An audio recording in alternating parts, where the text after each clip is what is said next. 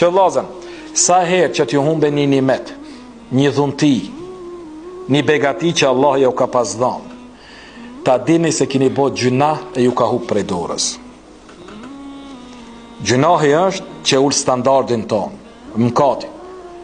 Janë gjunahet ato të cilat ndikojnë të ne që me në ra standardi, me në ushtu belat, dhe të Allahu Teala, wa ma kana Allahu li yadhlimahum, walakin kanu anfusahum yadhlimun. Allah s'u ka bo zullum njerëzve, por ata i kanë bo vetit zullum.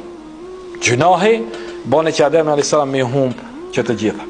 Dhe kur u dëbu Ademi a.s. prej xhenetit, bashkë me Havën, çka bone Ademi a.s.? Ademi a.s. u pendu sinqerisht, dhe është thonë diku 40 vjet ka qaj derisa Allah e ka pranu tauben e tij.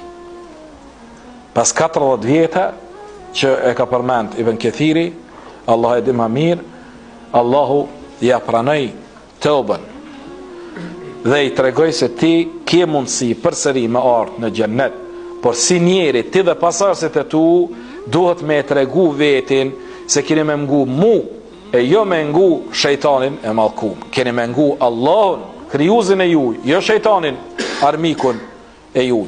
Dhe tash jemi ne në një botë ku ne duhet me tregu se e kem meritu shpërblimin pra anës Allahut Teala. Tash me çka ti po do në dhënjere me hi në xhennet? Me çka e ke meritu ti xhennetin? Ti nëse nuk jemi mysafiri i Zotit, shpit Zotit, nëse s'vjen xhami, që shpëdon xhennet të Zotit,